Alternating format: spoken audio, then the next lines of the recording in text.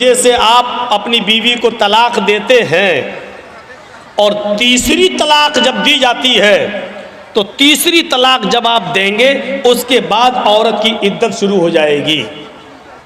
उसके बाद से जैसी तीसरी तलाक दी वहीं से इद्दत शुरू। अब 3 महीने तक वो दूसरी शादी नहीं कर सकती है जब तक कि वो इद्दत पूरी न कर ले। गौर से सुनिएगा, इसको सुनेंगे तभी बात समझ में आएगी। 3 महीने तक उसको क्यों रोका गया? क्योंकि 3 महीने में हो सकता है कि जो आदमी तलाक दे रहा हो उसका कोई बच्चा इस औरत के पेट में हो। ऐसा ना हो कि तलाक के फौरन बाद शादी की अगर इजाज़त दे दी जाए तो कहीं ऐसा ना हो कि दूसरे का बच्चा ये अपने पेट में रखे और किसी दूसरे मर्द से शादी कर ले और दूसरा मर्द इस बच्चे को अपना नाम दे दे, हालांकि ये उसका बच्चा नहीं है। इसलिए 3 महीने का हुक्म दिया है कि वो इद्दत गुजारेगी। अगर किसी का शौहर मर गया तो औरत इद्दत गुजारेगी कितने दिन? 4 महीने 10 दिन। अगर किसी औरत का शौहर मगरिब से पहले इंतकाल किया है, मगरिब की अजान से पहले इंतकाल किया, तो वो दिन इद्दत में शामिल किया जाएगा, 1 दिन माना जाएगा। मान लीजिए आपके यहाँ 6 बजे मगरिब की अजान हो रही है और 5 बजे किसी का शौहर इंतकाल किया है, तो 5 बजे इंतकाल करने के बाद भी उसका पहला दिन माना जाएगा, क्योंकि अभी तारीख वही है। मगरिब के बाद तारीख चेंज होगी, मगरिब से पहले नहीं, वो पहला दिन माना जाएगा। यही अकीके में भी यही देखा जाएगा। 7वें दिन जो बच्चे का अकीका किया जाता है यहीं से देखा जाएगा। मान लीजिए आपका बच्चा जुमे के दिन मगरिब से पहले पैदा हुआ है तो जुमे का दिन पहला दिन माना जाएगा। जुमा, शनिचर, इतवार, सोम, मंगल, बुध, जुमरात। अब अकीका कब होगा? जुमरात को। और अगर जुमे के दिन मगरिब के बाद बच्चा पैदा हुआ है, मगरिब के बाद, तो जुमे का दिन नहीं जोड़ा जाएगा, फिर शनिचर का दिन जोड़ा जाएगा। पहला दिन शनिचर, इतवार, सोमवार, मंगल, बुध, जुमरात, जुमा। अब अकीका कब होगा? जुमे के दिन होगा। इस बात को याद रखिएगा। और 7वां दिन कब पड़ेगा? जुमे को मगरिब के बाद बच्चा पैदा होता है। तो अरबी में महीने की शुरुआत मगरिब के बाद से होती है। हम लोग चांद कब देखते हैं? मगरिब की अजान हो जाती है, नमाज के बाद देखते हैं। जब चांद हो गया तो वहीं से महीना शुरू, वहीं से तारीख शुरू, वहीं से 1 तारीख हो गई और वो दूसरे दिन मगरिब तक 1 तारीख रहेगी। जो शबे कदर में आप रात जागते हैं तो कब जागते हैं? 20वां रोज़ा होता है, मगरिब के बाद 21वीं रात शुरू हो जाती है। आप 21वीं, 23वीं, 25वीं जो रात जागते हैं वो इसी हिसाब से जागते हैं। तो मेरे भाइयों, औरत अगर 5 बजे उसका शौहर ख़त्म हुआ है तो वो पहला दिन माना जाएगा औरत का, 1 दिन। इसके बाद 4 महीने और 10 दिन। ये 4 महीने 10 दिन औरत की इद्दत के दिन क्यों शुमार किए गए आपको मालूम है?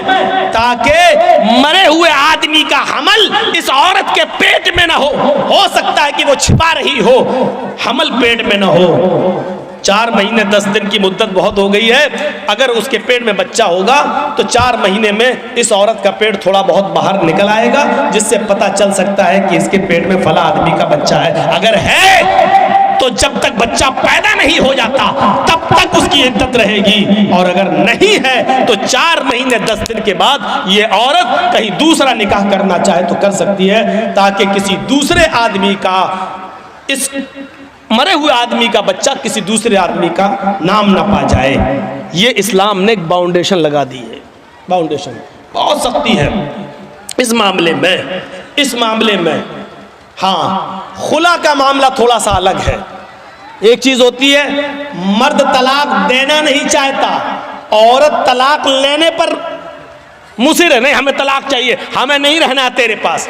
मान लीजिए बहुत सा शराबी जुआरी आदमी है, औरत नहीं रहना चाहती है और आदमी उसको तलाक नहीं देना चाहता, नहीं हम नहीं देंगे, हम नहीं देंगे। ऐसी सूरत में औरत खुला लेती है। खुला खुला ये होता है कि काजी को बिठाएगी या 4-5 आदमी को बिठाएगी और कहेगी कि मुझे इसके साथ नहीं रहना है, आप लोग गवाह रहिए, मैं खुला ले रही हूँ, ये तलाक नहीं दे रहा है। लिहाजा वो काजी निकाह फिस्क कर देगा और वो औरत अब आज़ाद हो गई। आदमी चाहे तलाक दे या न दे, औरत खुला ले ली है, अब ये आज़ाद हो चुकी है, लेकिन इसके बावजूद उसको 1 पीरियड, 1 हैज़ तक रहेगा वो दूसरी शादी नहीं कर सकती है जब तक कि उसको एक पीरियड नहीं आ जाता है। एक पीरियड का मतलब उसको, औरत को जो हर महीने जो हर औरत को जो खून ब्लड आता है, एक पीरियड, जब तक वो पीरियड नहीं आ जाता तब तक वो दूसरा निकाह नहीं करेगी, और पीरियड आने के बाद फिर वो दूसरा निकाह कर सकती है। पीरियड आने का मतलब यह है कि वो हामिला नहीं है, यानी जिस आदमी से उसने खुला लिया उसका बच्चा इसके पेट में नहीं पल रहा है। अब सोचिए इस्लाम ने कितनी बाउंडेशन लगाई है कि आपके पेट में पलने वाले बच्चे को उसके असली बाप का नाम मिले। वो बच्चा जब बाहर आए तो अपनी निस्बत अपने असली बाप की तरफ कर सके। कितनी हिफाजत की है इस्लाम ने नस्ल की, और नस्ल को पाकीज़ा बनाने की कितनी हिफाजत की है। लेकिन इसके बावजूद इस्लाम ये भी कहता है अगर खुदा न खास्ता किसी औरत के पेट में हराम औलाद पल रही है, जिना की पैदावार है, और उसने इकरार भी कर लिया है कि हराम औलाद है, वो कह भी रही है कि फला आदमी से मेरा साथ संबंध बन चुका था और उसका हमल मेरे पेट में है, तो इस्लाम इंसानियत का वो दर्स देता है कि हराम औलाद होने के बावजूद अगर किसी औरत के पेट में पल रही है तो पेट में बच्चे को मारा नहीं जा सकता है। अगर इस्लामी कानून कहीं है और जिनाकार की सजा पत्थरों से मार मार के मार डालना है, लेकिन अगर वहां यह पता चल जाए कि इस औरत के पेट में बच्चा है, अगरचे नाजायज है, अगरचे हराम है, तो इस्लामी मुल्क भी उस औरत को सजा नहीं दे सकता जब तक कि बच्चा पैदा ना हो जाए, क्योंकि गलती उसकी मां की है, उस बच्चे की नहीं जो पेट में पल रहा है।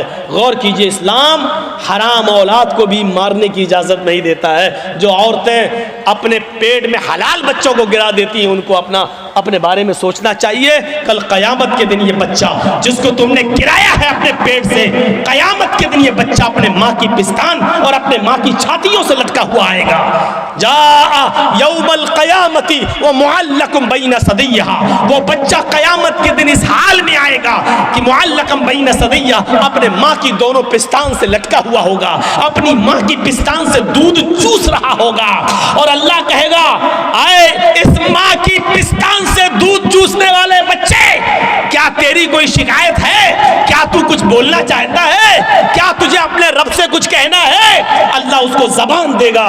वो छोटा सा बच्चा जो अपने माँ की पिस्तान से दूध चूस रहा होगा अपनी जबान हटाएगा, अपना मुंह हटाएगा, यकूल, और अल्लाह से शिकायत करेगा या रब्बी हाज़िही उम्मी क़दलतनी, अल्लाह ये मेरी माँ है जिसका दूध मैं पी रहा हूँ, जिसकी पिस्तान से मैं लटका हुआ हूँ। अल्लाह ये मेरी माँ है जिसने दुनिया में मुझे मार डाला था। अल्लाह ये मेरी माँ है जिसने दुनिया में मुझे कत्ल कर दिया था।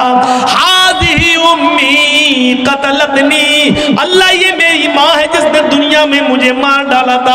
अल्लाह ये मेरी माँ है जिसने दुनिया में मुझे कत्ल कर डाला था। हाय अल्लाह ये दुनिया में मेरी ना हुई, तू इसका मत हो, इसको भी तू जहन्नम में फेंक दे। अल्लाह रब्बुल आलमीन फिर उस औरत को जिसने दुनिया में अपने बच्चे को का मर्डर किया बिना किसी गलती के, बिना किसी परेशानी के, उसने ये सोच कर कि 3 लड़कियां पहले से, चौथा भी मेरी लड़की है, अल्ट्रासाउंड में चेक कराने के बाद पता चला लड़की है, नहीं हमें नहीं चाहिए, और एबॉर्शन करा दिया, गिरा दिया। क़यामत के दिन इस औरत को जहन्नम में फेंक दिया जाएगा और वो बच्चा अपनी माँ को खुद जहन्नम में ले जाने का सबब बनेगा कि नहीं अल्लाह इसने दुनिया में मुझे मार डाला था। इस्लाम तो हराम और नाजायज़ औलाद भी गिराने की इजाज़त नहीं देता है। ये इस्लाम इंसानियत का एहतराम है, इंसानियत का एहतराम। इस्लाम में बहुत जहाँ थोड़ा बहुत मसला हार्ड लगता है वहीं आसानी भी पैदा होती है। मान लीजिए रमज़ान का महीना और 20 रोज़े गुजर चुके हैं, आज कोई हिंदू है या कोई ईसाई मुसलमान हो रहा है और वो 20वें रोज़े को मुसलमान हुआ, तो अब वो रोज़ा कब से रखेगा? रोज़े तो पूरे महीने के फ़र्ज़ हैं, लेकिन कोई हिंदू या कोई ईसाई या कोई यहूदी 20वें रोज़े को मुसलमान हो रहा है। 20 रोज़े तक हिंदू था, ईसाई था या यहूदी था या जैनी था, बुद्धिस्ट था, 20 रोज़े के बाद मुसलमान हो रहा है 20वें रोज़े को, तो अब वो रोज़ा कब से रखेगा? आज मुसलमान हुआ है तो अब जब मुसलमान हुआ तभी से तो रखेगा। अब सवाल ये पैदा होता है कि वो 20 रोज़े जो इसके छूटे हैं वो पूरे करेगा या नहीं करेगा? तो साफ मसला है कि नहीं करेगा। क्यों नहीं करेगा? क्योंकि जब वो इस्लाम लाया है तब तक वो काफिर था, उस पर रोज़ा फ़र्ज था ही नहीं। आज वो इस्लाम लाया तो अब जितने रोज़े हैं उतने वो रखेगा, बकिया रोज़े वो नहीं रखेगा। इसलिए नहीं रखेगा क्योंकि उस वक्त उसके ऊपर रोज़े फ़र्ज थे ही नहीं। कितने रोज़े रखेगा? जितने बाकी हैं। एक चीज़ और सुन लीजिए, 20वें रोज़े को इस्लाम लाया, लेकिन इस्लाम ला रहा 5 बजे शाम में और रोज़ा खुलता है 6 बजे। अब 5 बजे वो इस्लाम ला रहा है, तो इस्लाम जैसी वो 5 बजे लाया तो अब क्या करेगा? आज का रोज़ा क्या करेगा? तो 5 बजे इस्लाम लाता है तो 5 बजे ही से उसका रोज़ा शुरू हो गया है, क्योंकि 5 बजे से पहले उसके ऊपर रोज़ा फ़र्ज था ही नहीं, क्योंकि वो काफिर था। जैसे इस्लाम लाया वैसे उस पर रोज़ा फ़र्ज हो गया, वैसे ही उसके ऊपर रोज़ा फ़र्ज हो गया। अब 5 बजे ही वो नियत कर लेगा कि मैं रोज़े से हूँ। इस्लाम ले आया, अशहदु अल्ला इलाहा इल्लल्लाह व अन्ना मुहम्मद रसूलुल्लाह, इस्लाम लाते ही उसके ऊपर असर की नमाज फ़र्ज हो जाएगी, क्योंकि टाइम अभी बाकी है और इस्लाम ला चुका है, असर का वक्त अभी बाकी है, लिहाजा पहले असर की नमाज पढ़ेगा और यहीं से उसका रोज़ा भी शुरू हो जाएगा, क्योंकि इस्लाम ला चुका है। जब से इस्लाम लाया यहीं से रोज़ा शुरू, और 6 बजे वो रोज़ा सब लोगों के साथ खोल लेगा और उसका ये एक रोज़ा माना जाएगा, ये एक रोज़ा माना जाएगा। ये आसानी भी है इस्लाम, ये आसानी भी है। इस्लाम मुश्किल नहीं है, लोगों ने इसको मुश्किल बना दिया है। क्या वो लोग सहाबा नमाजें नहीं पढ़ते थे? क्या वो रोजे नहीं रखते थे? मुश्किल बना दिया है। फजर में नहीं उठ पा रहे हैं साहब, क्यों? अब रात में 1 बजे जर्जी साहब को टाइम मिलेगा, 3 बजे तक जलसा चलेगा, फिर आदमी यहां से जाएगा, थोड़ी देर कमर सीधी करेगा, फजर में उठेगा? नहीं उठ पाएगा। क्लियर है? लेकिन याद रखिए, मौलाना जर्जीस का जलसा और इस जलसे में 2:30 बजे 3 बजे तक जाग लेना और इस जाग लेने के बाद सुबह फजर की नमाज में ना आना, ये दलील नहीं है इस बात की कि आपका जलसा कामयाब हो गया है, या ये उज़्र नहीं होगा कि मैं जलसा सुनने की वजह से रात में जाग लिया इसलिए फजर में हम नहीं उठ पाए। जलसा कराना फर्ज नहीं था, फजर की नमाज पढ़ना फर्ज था। आपने एक फर्ज को छोड़ा उस काम के लिए जो आपके ऊपर फर्ज ही नहीं था। मेरे भाइयों, यहां से ये मैसेज लेके उठिएगा, ये पैगाम लेके उठिएगा, ये तसव्वुर लेके उठिएगा। तो इंसानियत ये होती है, इंसानियत। तो या अय्युहन्नास इन्ना खलकनाकुम मिन ज़करिन व उन्सा व जअलनाकुम शुऊबन व क़बाइल लितअरफू, तुमको हमने एक मर्द और एक औरत से पैदा किया है, तुम सब आपस में भाई हो, तुम आपस में एक ही बाप के और एक ही माँ के बेटे हो, तुम्हारा बाप एक है, तुम्हारी माँ एक है। अच्छा, एक चीज और बताइए, गौर से सुनना। हम मुसलमान हैं, ये हिंदू है, हम दोनों का झगड़ा हुआ है। अब कोर्ट में गए तो जज साहब बैठे हैं, अगर मुसलमान है तो उनका दिल चाहता है कि हम मुसलमान की तरफ थोड़ा सा झुकाव कर दें, हिंदू है तो वो चाहता है थोड़ा सा हिंदू की तरफ झुकाव कर दें। ये होता है, ये होता है। कुरान ने इंसानियत, यहां पर इंसानियत को फरोग दिया है, इंसानियत को बढ़ावा दिया है और कहा अगर तुम सच्चे मुसलमान हो तो फैसला करते वक्त न कौम देखोगे, न बिरादरी देखोगे, न जात देखोगे, न मजहब देखोगे। हुक्म वला यजरिमन्नकुम शनआनु कौमिन अला अल्ला तादिलू इअदिलू हुवा अक़रबु लित्तक़वा। भाई जिसको जाना हो अभी उठ के चले जाओ यार, क्यों बार बार उठ रहे हो? बहुत डिस्टर्ब होता है हमको सामने। ला यजरिमन्नकुम शनआनु कौमिन, आए मुसलमानों, किसी कौम की दुश्मनी, किसी मजहब की दुश्मनी तुम्हें इस बात पर मजबूर न कर दे कि तुम सच्चा फैसला न कर सको उनके साथ इंसाफ न कर सको, ऐसा नहीं होना चाहिए।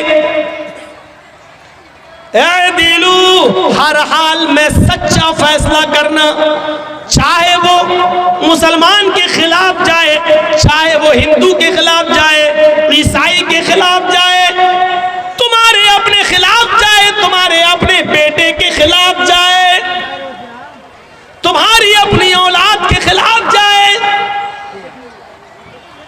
अच्छा, आपके यहाँ मान लीजिए, हमें नहीं मालूम चापी में ये होता है या नहीं होता है, बंगाल के जलसों में बहुत जगह ऐसा देखा गया है कि एक गांव में कोई लड़का उसी गांव की किसी लड़की को लेकर भाग गया। 2-4 दिन के बाद पकड़ गए, गांव वापस आए। अब लड़की का बाप रोता है, ओ मेरी लड़की तो इज्जत लुट गई, बर्बाद हो गया, मुंह दिखाने के लायक नहीं है। अब जोर डाला जाता है गांव की तरफ से कि तू लेके भागा था, चल अब शादी करो उसके साथ। ये गांव की तरफ से फैसला होता है, शादी करो उसके साथ। और वो लड़का तैयार नहीं है शादी करने के लिए। वो लड़का कह रहा भाई शादी की तो कोई बात ही नहीं हुई थी। अब ये लड़की का बाप कह रहा है ये लड़का लेके भाग गया मेरी लड़की को। अब मेरी लड़की तो बदनाम हो गई, कुछ हुआ हो या ना हुआ हो, लेकिन बदनाम तो हम हो गए। कौन मेरी लड़की से शादी करेगा? लड़के का बाप ये कह रहा भाई दोनों बातें करते थे, मोबाइल पे लगे रहते थे रात रात भर, हम क्या करें? लड़का कह रहा हम शादी क्यों करें, शादी की कोई बात ही नहीं हुई है इससे हमारी। ठीक है, हम भगा के ले गए तो तुम्हारे घर थोड़ी घुस के ले गए थे हम। फोन पे बात हुई, फला जगह तुम आ जाओ, हम भी फला जगह चल रहे हैं, मोटरसाइकिल लेके आ जाएंगे। हम वहां मौजूद थे, ये आ गई, हम लेके भाग गए। अब गांव में जो सरपंच होते, मुखिया लोग, सुनो, अगर यहां पर भी ऐसा होता है तो सुन ले इस गांव का मुखिया और सरदार, कयामत के दिन तुम्हें भी गवाही देना पड़ेगी और अल्लाह के सामने तुम्हें भी जवाब देना पड़ेगा। अब क्या होता है, अच्छा ठीक है तू शादी नहीं करेगा, नहीं, अब उस लड़की का तो इज्जत खराब हो गई, हाँ तो क्या हुआ, चल 5 लाख रुपए जुर्माना देगा लड़का वाला लड़की को। अबे तेरे बाप का फैसला है? गांव के मुखिया, सरदार या सरपंच या पंचायत में जो लोग बैठकर ये फैसला करते हैं, ये सब रॉन्ग है, कुरान और हदीस के खिलाफ फैसला कर रहे हैं। दुनिया में 5 लाख 4 लाख रुपए दिलवा सकते हो, लेकिन कयामत के दिन अपने आप को बचा नहीं सकते हो इस फैसले से। सवाल यह पैदा हुआ है कि लड़का भागा तो लड़की भी तो भागी, फिर जुर्माना सिर्फ लड़के पर क्यों आयद हो रहा है?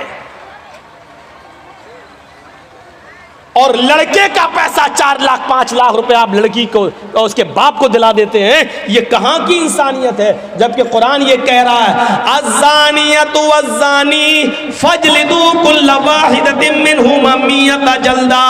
जिना करने की, बदकारी की शुरुआत लड़के की तरफ से पहले नहीं, लड़की की तरफ से पहले होती है।